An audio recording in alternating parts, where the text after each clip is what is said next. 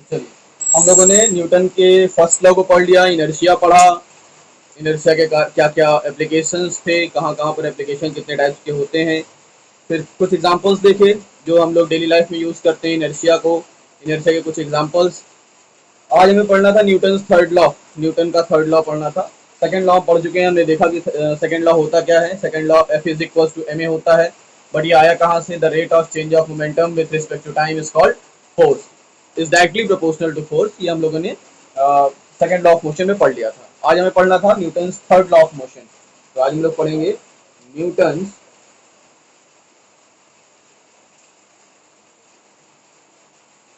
Third law of motion. Motion के laws हम लोग पढ़ रहे हैं। मोशन के लॉज में दो लॉज हम पढ़ चुके हैं और तीसरा लॉ हम पढ़ने जा रहे हैं। अब तीसरा लॉ जो है दुनिया का सबसे निहायती इजी लॉ है। जितने लॉ हमने पढ़े, पहला लॉ जो था, दूसरा लॉ जो था, सबसे इजी लॉ है तो वो है third law. Third law of motion कहता है very simple, there is equal and opposite reaction for every action. There is, इसका स्टेटमेंट क्या है? There is equal and opposite reaction for every action. यानी दुनिया में जो भी एक्शन हो रहा है उसके इक्वल में और उसके अपोजिट एक दूसरा रिएक्शन जरूर होगा। कोई भी एक्शन का मतलब कुछ भी आप कर लो, कुछ भी कर लो, अगर कुछ एक्शन हो रहा है तो उसके अपोजिट में एक रिएक्शन मिलना ही मिलना है। ये न्यूटन का थर्ड लॉ है। एग्जाम्पल, सर बिना एग्जाम्पल के समझ में नहीं आता है ना। तो एग्जाम्पल क्या है बेटा? कभी दीवार पे जोर से हाथ मारे हो, तेजी से, खूब तेजी से हाथ मारा है दीवार पे, चोट लगी? चोट लगती है। तो आपने क्या किया? एक्शन किया। आपने दीवार को मारा, ये एक्शन था, और दीवार ने आपको मार दिया, ये रिएक्शन हो गया। भाई चोट लगी इसका मतलब दीवार ने हमें मारा ना। हम किसी को चाटा मारते हैं, किसी को पिटाई करते हैं किसी की, तो अपोजिट में भी हमें लगता है, ऐसा नहीं कि हमें लगता नहीं है। जब हम टीचर्स लोग ना तुम लोगों को मारते हैं तो हम लोगों को भी लगता है, दर्द होता है हम लोगों को भी। ऐसा थोड़ी ना, तो हम लोग एक्शन करते हैं, वापस में तुम लोग रिएक्शन दे देते हो, मतलब तुम लोग भी पीट लेते हो हम लोगों को, बस इनडायरेक्टली पीटते हो, समझ में नहीं आता हम लोगों को। ठीक है ना। तो हर एक एक्शन के अपोजिट में क्या होता है? एक रिएक्शन होता है। दुनिया का कोई भी ऐसा एक्शन नहीं है जिसके अपोजिट में कोई रिएक्शन ना हो। जैसे हम लोग चलते हैं, जब हम लोग चलते हैं तब भी क्या लगता है? एक्शन रिएक्शन लगता है। न्यूटन का थर्ड लॉ, हम चलने पर भी, हमारे चलने पर भी एक्शन और रिएक्शन फोर्स, यानी न्यूटन का थर्ड लॉ अप्लाई होता है। कैसे सर? और कैसे चलेगा कि हमारा, कैसे पता चलेगा कि हाँ थर्ड लॉ अप्लाई हो रहा है? कोई बता सकता है कि हमारे चलने पर थर्ड लॉ अप्लाई कैसे होता है?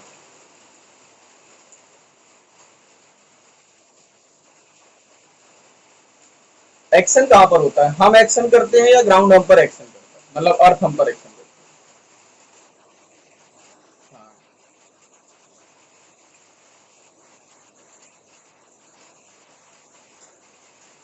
अच्छा, ये एक्शन और रिएक्शन है। अच्छा, अरे तो उछल के भी चल सकते हैं, ऐसा थोड़ी ना कि उछल के चल ही नहीं सकते। मेढक, अच्छा बताओ, मेढक उछल के चलता है, गिर जाता है? तो वैसे तुम भी कर सकते हो ना। ऐसे ऐसा करो, आज से तुम भी चलना स्टार्ट करो जैसे मेढक चलता है, उछल उछल के। अच्छा उछलते हैं तो फिर मान लो अगर अपनी जगह पर खड़े हैं और जगह पर खड़े होकर के हम जंप कर रहे हैं, तो क्या एक्शन रिएक्शन नहीं लगेगा वहां पे? हम्म?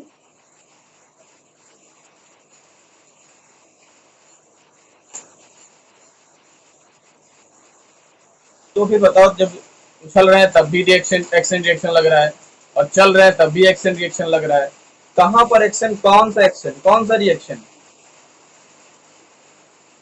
कोई और कुछ बोल रहा था अभी। अच्छा, कौन और कौन बोल रहा था कुछ, अभी कुछ कह रहा था? हाँ राज बताओ। लेग एक्शन करता है, अर्थ रिएक्शन करता है। अगर अर्थ रिएक्शन करता है बेटा, फिर तो हमारे पैर उठने ही नहीं चाहिए थे ना। हमारे पैर तो फिर उठने ही नहीं चाहिए थे। ये सोचो, ये अर्थ है, ठीक है। ये एक इंसान है, इसके दो आंख है, ये एक मुंह है, ये उसका पूरा शरीर है, ये उसकी दो टांगे हैं, ये वाली टांग है और ये वाली टांग है। अगर ये अपने पैर को ऊपर की तरफ उठाता है, ये एक्शन हो गया अकॉर्डिंग टू यू। और अर्थ अपनी तरफ खींच रही है। तो अगर हमने इधर इधर फोर्स लगाया, ऊपर की तरफ फोर्स लगा रहे हैं, अर्थ भी उतना ही फोर्स लगा दे, फिर तो हमारा पैर उठेगा ही नहीं।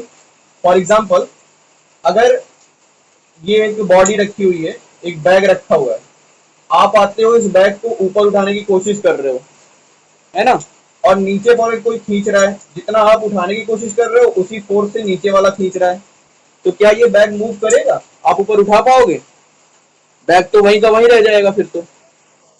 बैग तो वहीं का वहीं रह जाएगा ना, क्योंकि इसको उठाने के लिए आप ऊपर फोर्स लगा रहे हो, आपके अपोजिट में यहाँ पर एक फोर्स दूसरा लगा रहा है, दूसरा इंसान आकर के लगा दिया, संस्कृति जायसवाल आ गई लगाने फोर्स। तो यहाँ पर क्या हो जाएगा, ये तो एक्शन रिएक्शन का कैंसिल हो जाएगा, फिर तो जीरो हो जाना चाहिए। तो फिर फोर्स तो लगेगा ही नहीं ना यहाँ पर। अगर आप कहना चाहते हो कि अर्थ हम एक्शन करते हैं तब, नहीं, हम एक्शन नहीं करते, हम रिएक्शन करते हैं। ये जब हम फोर्स लगाते हैं तब हम चलना स्टार्ट करते हैं। अगर हम फोर्स नहीं लगाएंगे, किसके अगेंस्ट फोर्स लगाते हैं? अर्थ हम पर ग्रेविटेशनल फोर्स लगा रही है, ये सब लोग जानते हो। अर्थ क्या लगाती है? ग्रेविटेशनल फोर्स लगाती है, हमें अपनी तरफ खींचने की कोशिश हो रही है। वो लगातार लग ही रहा है, वो ब्रेक नहीं होता, कभी छूटता नहीं, कभी बंद नहीं होता। तो अगर अर्थ हमें अपनी तरफ खींच रही है, यानी वो एक्शन कर रही है ना, हमें चलना है तो हमें रिएक्शन लगाना है। एक फोर्स पहले से लग रहा है। तो देखिए, अब कुछ समझ में आया राहिल हुसैन? समझ में आया क्या है एक्शन, क्या है रिएक्शन? जब हम चलते हैं तो वो क्या है, हम रिएक्शन कर रहे हैं, अर्थ हम पर एक्शन लगाती है। अर्थ का फोर्स लगता ही लगता है, अर्थ हम पर फोर्स लगा ही रही है, हम भी अर्थ पर फोर्स लगाते हैं। जितना अर्थ हम पर फोर्स लगाती है, हम भी अर्थ पर उतना ही फोर्स लगाते हैं। यानी हम, अर्थ हमको क्या करती है, अपनी तरफ खींचना चाहती है, और हम क्या करते हैं, अर्थ की तरफ जाना नहीं चाहते, अर्थ हमें अपने सेंटर की तरफ खींचना चाहती है। अर्थ का जो फोर्स होता है ग्रेविटेशनल फोर्स, मान लो ये अर्थ है, ये है सेंटर इसका। तो अर्थ का जो फोर्स होता है वो कैसा फोर्स होता है? सेंट्रल फोर्स होता है, यानी अर्थ अपने सेंटर की तरफ फोर्स लगाती है। दुनिया में यहाँ पर अर्थ के सरफेस पर जितने भी ऑब्जेक्ट हैं, अर्थ के सरफेस पर जितने भी ऑब्जेक्ट हैं, इन सभी ऑब्जेक्ट को अर्थ अपने सेंटर पर खींचना चाहती है, चाहती है कि भैया सभी लोग मेरे सेंटर पर आ जाओ। सभी की सभी फोर्स है, सभी के सभी ऑब्जेक्ट पर कहां पर फोर्स लगता है? सेंटर की तरफ फोर्स लगाती है अर्थ। बट हम क्या करते हैं, सरफेस पर टिक करके ऊपर की तरफ फोर्स लगाते हैं। क्या करते हैं? ऊपर की तरफ फोर्स लगाते हैं। इसको बोलते हैं रिएक्शन फोर्स। यह है रिएक्शन फोर्स। एक्शन लग ही रहा है, रिएक्शन लगा है, ठीक है ना? समझ में आया एक्शन और रिएक्शन फोर्स क्या? अच्छा, एक्शन रिएक्शन अगर ना होता ना तो हम लोग थकते नहीं। अगर ये न्यूटन का थर्ड लॉ एप्लीकेबल नहीं होता, एक्शन और रिएक्शन फोर्स ना होता, तो हम थकते ही नहीं कभी, हमें कभी थकान लगती ही नहीं। सोचो, हम कभी थकते ही नहीं अगर एक्शन रिएक्शन ना होता। अगर अर्थ में ग्रेविटेशनल फोर्स ना होता तो हम कभी थकते ही नहीं, हमें थकान महसूस नहीं होती। हम चाहे जितनी दूर चले जाएं, यहां से हम दिल्ली तक चले जाते पैदल और हमारा पैर दर्द ना करता। कितना अच्छा लगता है ना? अच्छा लगता है? सोचो कितना अच्छा रहता है। अच्छा, क्यों पैर पैर क्यों दर्द करता है जानते हो? हम क्या करते हैं, अर्थ हम पर फोर्स लगा रही है, ठीक है, अर्थ हम पर फोर्स लगाती है, हम यहाँ पर खड़े हैं, अर्थ हम पर नीचे की तरफ फोर्स लगा रही है, और अर्थ हम पर नीचे की तरफ जितना फोर्स लगा रही है, हमारी बॉडी हमको बैलेंस करने के लिए हम पर उतना ही फोर्स हम लगा रहे हैं अर्थ पर, ऊपर की तरफ। यानी अर्थ हमें अपनी तरफ खींचना चाहती है, हम अर्थ को अपनी तरफ खींचना चाहते हैं। सोचो, अर्थ हमें अपनी तरफ नीचे खींचना चाहती है, हम अर्थ को ऊपर की तरफ खींचना चाह रहे हैं कि ऊपर आ जाओ, तुम ऊपर आ जाओ, हम नीचे नहीं आएंगे। तो अभी हम बैलेंस पर हैं। लेकिन अगर हमें पैर उठाना है, अगर हमें पैर उठाना है, तो अर्थ हम पर जितना फोर्स लगा रही है, हमें उससे ज्यादा फोर्स लगाना पड़ेगा, तब हम ऊपर की तरफ पैर अपना उठा पाएंगे। अगर हम उससे ज्यादा फोर्स नहीं लगाते तो क्या हम अपना पैर उठा सकते हैं? नहीं उठा पाएंगे, क्योंकि जितना अर्थ हम पर फोर्स लगा रही है, वैसे अगर हम खड़े हो जाएं, इस समय हम खड़े हैं, अपनी फिक्स पोजीशन पर हैं, तो अर्थ हम पर जितना फोर्स लगा रही है, हम भी अर्थ पर उतना ही फोर्स लगा रहे हैं। लेकिन अगर हमें अपने पैर को उठाना है, तो हमें अर्थ हम पर जो फोर्स लगा रही है नीचे की तरफ, हमें अपोजिट डायरेक्शन में उससे थोड़ा सा ज्यादा फोर्स लगाना पड़ेगा, जिससे हम पैर अपने उठा पाए। अब हम फोर्स ज्यादा लगा रहे हैं, अगर हम चलने लगते हैं तो हम कितनी बार पैर उठाते हैं? फोर्स लगाते हैं, कितना फोर्स लगाते हैं? अर्थ हम पर जितना फोर्स लगा रही है उससे थोड़ा सा ज्यादा फोर्स लगाते चले जाते हैं। अगर फोर्स लगाएंगे तो जाहिर सी बात है थकान महसूस होगी, एनर्जी लॉस होगी, इसीलिए हम धीरे धीरे थक जाते हैं। अगर हम एक पोजीशन पर मान लो दिन भर खड़े भी रहें तब भी थक जाते हैं। समस्या ये हमने कोई काम नहीं किया, हम खड़े रहे, खड़े खड़े थक जाते हैं। क्यों थक जाते हैं? सिर्फ और सिर्फ यही कारण है कि जब हम हमारी बॉडी पर अर्थ एक फोर्स लगाती है और उसके अगेंस्ट हमें उतना ही फोर्स लगाना पड़ता है अपनी बॉडी को बैलेंस करने के लिए इस अर्थ सरफेस पर। समझ में आया कुछ एक्शन रिएक्शन फोर्स का? मजा आया? कुछ इंटरेस्टिंग चीज जानने को मिली? ऐसे ही पढ़ते रहो, मिलता रहेगा इंटरेस्टिंग चीज जानने के लिए। हाँ, तो एक एग्जांपल और लेंगे। एग्जांपल बहुत है मेरे पास, एग्जांपल हर चीज की बहुत बहुत। तुम लोग डेली लाइफ में देखते हो, महसूस नहीं करते हो, बस फर्क इतना है। कभी नाव से जंप किया है? कभी नाव में चढ़े हो, नाव से जंप किया हो? जंप नहीं किया। देखा है किसी को जंप करते हुए? अरे जंप करने का मतलब बीच बीच नदी के बीच में जाकर नहीं कूदना है, नदी के किनारे, जैसे मान लो नाव से उतरना होता है, तो क्या नाव से कैसे उतरते हो? नाव से उतरते समय जंप करते हैं ना, किनारे पर खड़े होकर के। हाँ, तो जब जंप करते हैं, नाव जो होती है पानी में मान लो किनारे तक तो आ नहीं पाती, क्योंकि नाव नीचे बालू आ जाती है, इसलिए किनारे एकदम लास्ट तक नहीं आ पाती। तो हम करते क्या है, नाव के कॉर्नर पर खड़े होते हैं, कॉर्नर पर खड़े होकर के हम आगे की तरफ जंप करते हैं। जब कभी ध्यान दो, जब हम आगे की तरफ जंप करते हैं, नाव पीछे की तरफ शिफ्ट होती है। हम आगे जंप करते हैं, नाव पीछे जाती है। क्यों जाती है? हाँ, जब नाव से जब हम जंप करते हैं, जब आगे की तरफ हम जंप करते हैं, जितनी फोर्स से हम आगे की तरफ जंप करेंगे, नाव उतने फोर्स से पीछे जाती है। जितना हम आगे जंप करेंगे, जिस फोर्स से जंप करेंगे, उतने ही फोर्स से नाव पीछे जाती है। अच्छा, हम मान लो हम छत पे खड़े हैं या किसी कहीं पर भी खड़े होते हैं और हम वहां से जंप करते हैं, हम वहां से भी जंप करते हैं। टेबल पे खड़े हो जाओ, टेबल पे खड़े होकर के टेबल से जंप करो। अगर टेबल पर खड़े होकर के टेबल से जंप करोगे तो आप आगे की तरफ जाओगे, टेबल पीछे की तरफ शिफ्ट हो जाएगी, टेबल पीछे की तरफ गिर जाएगी, या पीछे बैलेंस बिगड़ेगा, उसका कुछ भी होगा, बट बैलेंस बिगड़ेगा ही बिगड़ेगा। अगर भारी सामान है, अगर भारी है, वेट उसका ज्यादा है, तो क्योंकि हमारा जो लगाया गया फोर्स है वो सहने लायक है, इसलिए वो बैलेंस नहीं। जैसे हम छत से कूदते हैं, तो छत क्या करती है, छत इतना भारी है, इतना मजबूत है, रिजिड सपोर्ट है कि वो हिलता नहीं है। अदरवाइज हम उस पर भी फोर्स लगाते हैं। जब हम आगे की तरफ जंप करते हैं तो अपने पैर से पीछे की तरफ धक्का देते हैं। जितना तेजी से आप पीछे की तरफ धक्का दोगे, आप उतनी ही तेजी से आगे जा पाओगे। यही तो करते हैं, उछलने के लिए भी यही करते हैं, हम पैर से पीछे की तरफ जंप करते हैं, पैर को पीछे की तरफ फोर्स लगाते हैं तेजी से, और हम आगे की तरफ जंप कर जाते हैं। तो जहां पर भी जंप करना होगा, हमें क्या करना पड़ेगा, फोर्स लगाना पड़ेगा। जितना ज्यादा फोर्स लगाओगे उतना ही आप आगे जा पाओगे। तीसरा एग्जांपल है, आप देख सकते हो, गन गन जो शूट करते हैं, कभी देखा हो गन शूट करते हुए? तो गन जब शूट करते हैं तो अपने शोल्डर पर गन के ये जो पीछे साइड होता है गन का, जो वो क्या बोलते हैं पुलिस वाले लगाते हैं, दो नली वाली, उसको यहाँ पर टिका लेते हैं। यहाँ पर टिकाने का कारण क्या होता है, कंधे पर, शोल्डर पर टिकाते हैं इसलिए है कि जब वो शूट करते हैं तो गोली, जब बुलेट आगे की तरफ निकलती है तो गन पीछे की तरफ जाती है। एक्शन रिएक्शन, तो पीछे जाता है, इसलिए यहाँ पर सपोर्ट रखते हैं ताकि वो ज्यादा पीछे ना जाने पाए। तो एक्शन रिएक्शन फोर्स ही है। जब बुलेट चली तो बुलेट का एक्शन हुआ और गन पीछे आई, ये रिएक्शन हुआ। तो ये सारी चीजें क्या है, एग्जांपल्स हुई आपकी थर्ड लॉ से। There is equal and opposite reaction for every action. जितने भी एक्शन दुनिया में होंगे उसके अपोजिट में एक रिएक्शन जरूर होगा। क्लियर है? समझ में आ गया होगा मेरे ख्याल से। चलो, सब कुछ समझ में आ गया ना? किसी को कोई प्रॉब्लम तो नहीं है?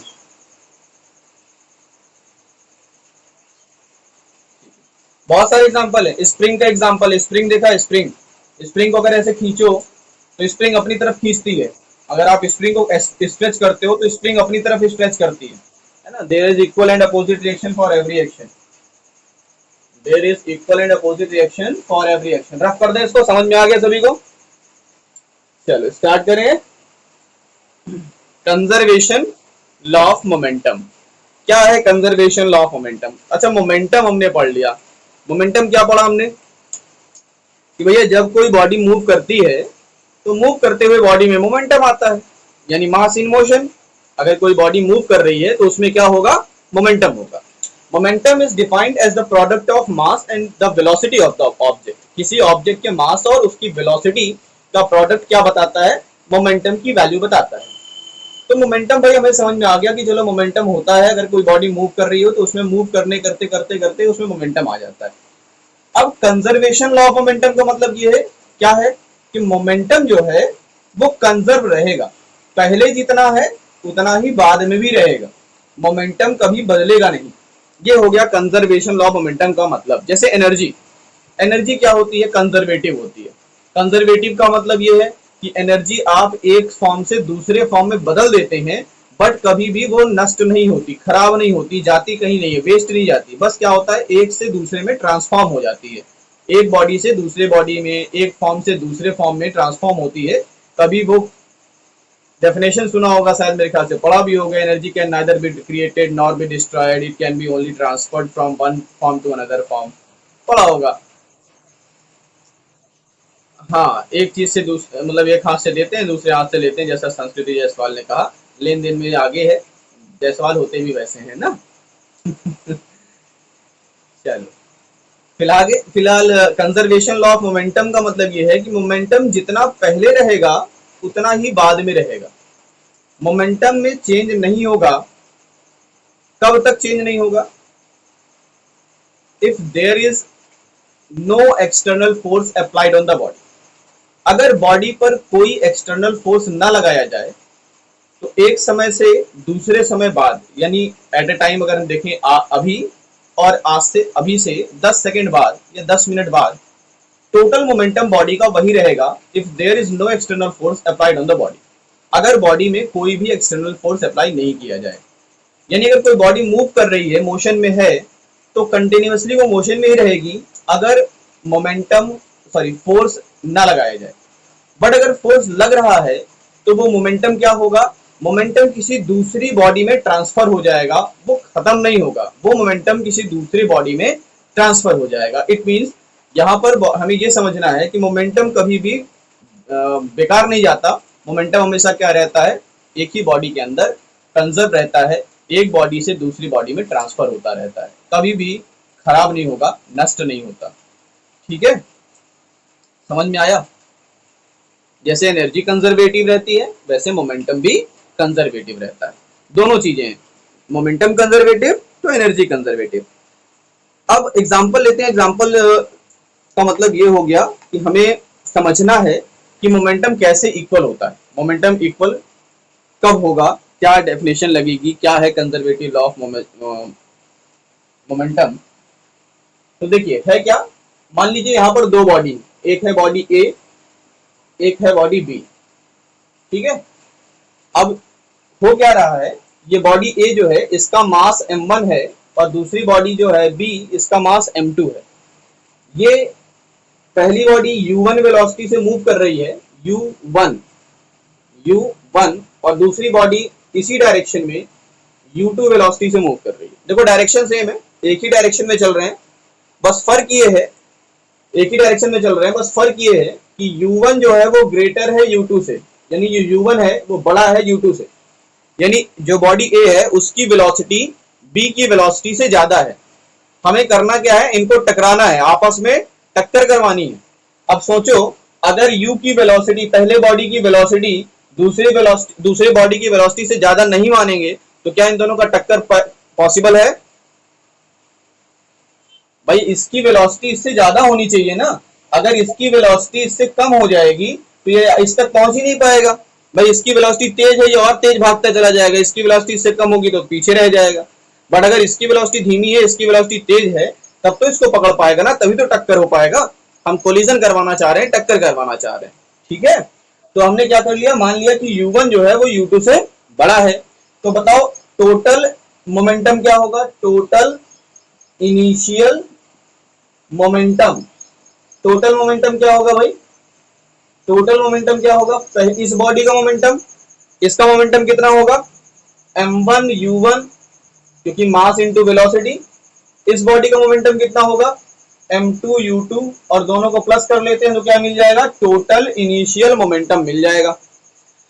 अब मान लो कुछ समय बाद ये दोनों बॉडीज क्या होती हैं, आपस में टकरा जाती हैं। टकराने के बाद होता क्या है, इसका पहली बॉडी ए है, ये बॉडी बी है। अच्छा बताओ, टकराने के बाद दोनों के मास चेंज हो जाएंगे क्या, टकराने के बाद दोनों के मास परिवर्तन नहीं चेंज होंगे, मास m1 ही रहेगा ना, इसका मास m2 ही रहेगा। क्या चेंज हो जाएगी, वेलोसिटी। इसकी वेलोसिटी मान लेते हैं v1 हो जाती है, और इसकी वेलोसिटी मान लेते हैं v2 हो जाती है। तो भाई देखो, पहले वेलोसिटी u1 v1 था, u2 और u1 और u2 था, अब वेलोसिटी कितनी हो गई, v1 और v2 हो गई। अब बताओ टोटल मोमेंटम क्या होगा, टोटल फाइनल मोमेंटम क्या होगा, टोटल फाइनल मोमेंटम क्या होगा भाई,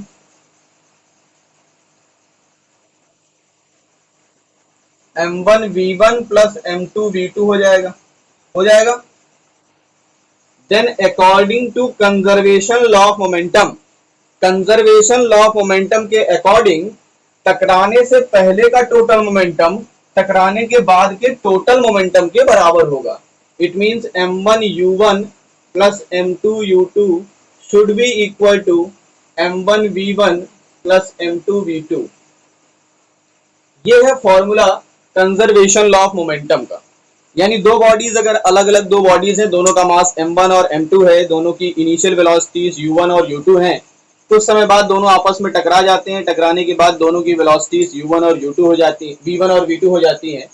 तो टकराने से पहले का टोटल मोमेंटम और टकराने के बाद का टोटल मोमेंटम क्या होगा, बराबर होगा। इट मींस मोमेंटम में कोई चेंज नहीं आएगा। मोमेंटम में पहले जितना मोमेंटम था, बाद में भी उतना ही मोमेंटम है, मोमेंटम में कोई चेंज नहीं आया। इसे तो कहा जाएगा कंजर्वेटिव लॉ ऑफ मोमेंटम। भाई क्या है, कंजर्व है, चेंज जीरो है, मोमेंटम में कोई भी चेंज नहीं आया, मोमेंटम में चेंज जो है वो कितना है, जीरो है। तो क्या कहलाएगा, कंजर्वेटिव लॉ ऑफ मोमेंटम कहलाएगा। इसको हमने एग्जांपल से समझ लिया, थोड़ा थ्योरेटिकल वे में समझने की कोशिश करें कि थ्योरी से कैसे समझ में आएगा। सेकंड लॉ ऑफ मोशन हमने पढ़ा। सेकंड लॉ ऑफ मोशन में हमसे क्या कहा गया कि the rate of change of momentum, the rate of change of momentum, it means momentum किस रेट से चेंज हो रहा है, समय के साथ मोमेंटम कैसे चेंज हो रहा है, इसी तो कहा जाता है rate of change of momentum. According to the second law of motion, the rate of change of momentum with respect to time is directly proportional to the force applied on the body। यही तो हम लोगों ने पढ़ रखा है, second law of motion में यही तो पढ़ा गया था, मैंने बताया था statement second law of motion का। फिर वहां से हम लोग F is equal to ma तक पहुंचे थे जाकर के। पहले हम लोगों ने स्टार्ट किया था कहां से, यहीं से, F is equal to delta P upon T, यही तो पढ़ रखा था हम लोगों ने। F is equal to delta P upon T, या डेल्टा T भी आप लिख सकते हो।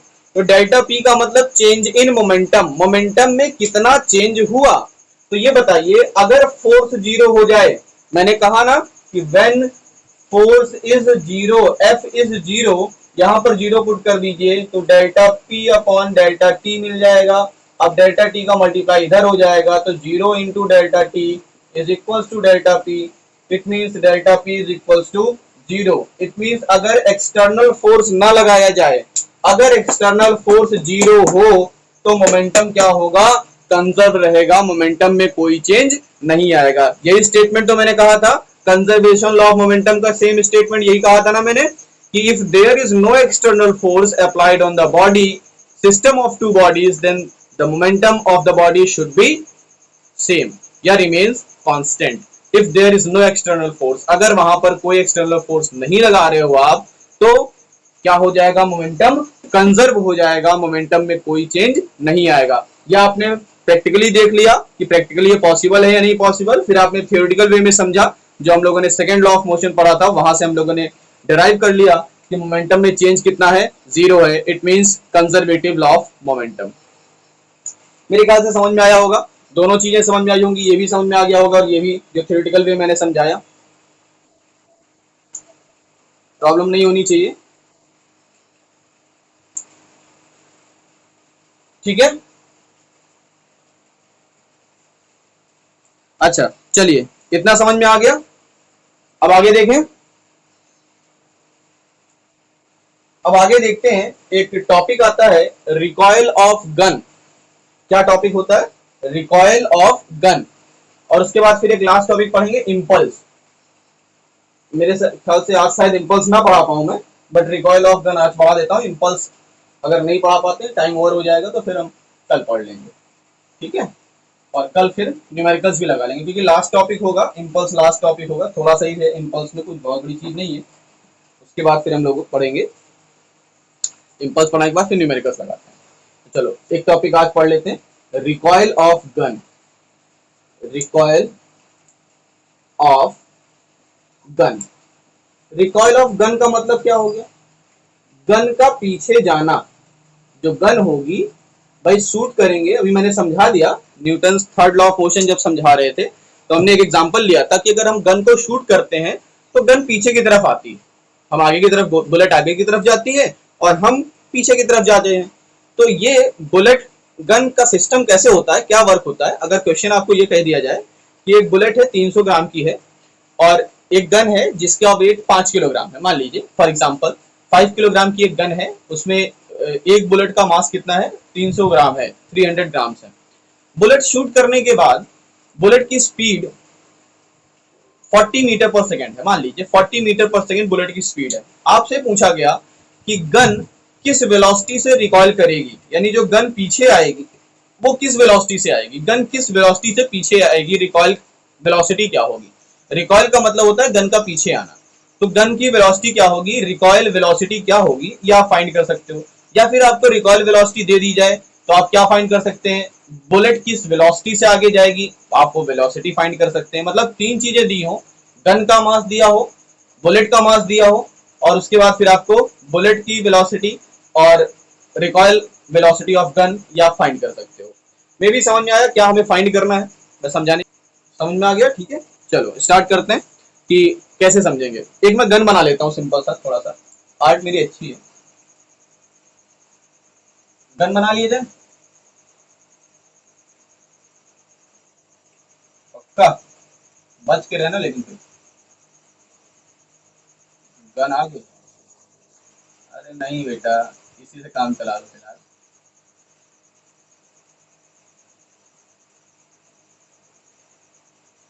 ये देखो मैंने गन बना ली और बुलेट बना ली, दिख रहा है? गन अच्छी है, कोई खरीदना हो किसी को बताना। अच्छी है ना? देखो कितने सुन, हाँ हाँ बहुत है मेरे लिए, 1 रुपए ही मिल जाए। इस समय वैसे भी क्राइसिस पे चल रहे हैं सभी लोग। कंजर्वेटिव लॉ ऑफ मोमेंटम लगता है यहाँ पर। कैसे लगाएंगे कंजर्वेटिव लॉ ऑफ मोमेंटम? मान लो जो गन का मास है, मैं लिख देता हूं, mass of gun is capital M, mass of bullet is small M. Small M bullet का मास है, कैपिटल एम गन का मास है। वेलोसिटी ऑफ बुलेट, बुलेट की वेलोसिटी यानी किस वेलोसिटी से बुलेट फायर होगी, v है। एंड रिकॉइल वेलोसिटी लिख लीजिए यहां पर, recoil velocity of gun. Gun की रिकॉइल वेलोसिटी को हम कैपिटल यू से लिख रहे हैं। इतना समझ में आ गया होगा हम लिखे क्या है। मास ऑफ गन, चार चीजें होती हैं, गन है, बुलेट है, गन की वेलोसिटी होगी, उसकी बुलेट की वेलोसिटी होगी, यही चार चीजें होंगी। समझ में आ गया इतनी चीजें? अब होता क्या है, मोमेंटम की बात करते हैं, कंजर्वेशन लॉ मोमेंटम लगाएंगे। देखो कंजर्वेशन लॉ मोमेंटम क्या होता है बेटा, m1u1 plus m2u2 equals to m1v1 plus m2v2, यही होता है। अब देखो अप्लाई कैसे करेंगे, देखो बहुत ध्यान से देखना। अगर बुलेट फायर होने से पहले की बात करो, बुलेट फायर होने से पहले क्या बुलेट की वेलोसिटी कुछ है और गन की कुछ वेलोसिटी है? आंसर दोनों रेस्ट पर है। अगर हम बुलेट फायर करेंगे तो बुलेट फायर करने से पहले, बुलेट के फायर होने से पहले ना बुलेट की वेलोसिटी होगी ना गन की वेलोसिटी होगी। Is that clear? It means m1 into 0, initial velocity of gun 0, plus m2 initial velocity of bullet is 0। Clear है इतनी चीज? m1 को हम कैपिटल M लिखते हैं, मास ऑफ गन, और वेलोसिटी ऑफ गन क्या है? u है। Velocity of gun, recoil velocity, जिस वेलोसिटी से पीछे जाएगी, plus mass of bullet is small m, हम मान करके चले थे, और वेलोसिटी कितनी है? v है। हम इसको लिख देते हैं -v। Your question arises why we put minus. हम माइनस क्यों रख रहे हैं? क्वेश्चन है माइंड पे कि सर ठीक है आप mv कर रहे हैं, हाँ ठीक है, मास और वेलोसिटी की बात हो गई, ये समझ में आ गया। m1 into 0 समझ में आ गया, m2 into 0 समझ में आ गया, m into u समझ में आया, m into v समझ में आया। ये क्लियर हो गया, समझ में आ गया सभी को इतना? अब चलो, ये नेगेटिव क्यों लिया, उसकी उसकी देखो क्यों नेगेटिव लिया गया है। तो बुलेट इस डायरेक्शन में जा रही है और गन किस डायरेक्शन में है?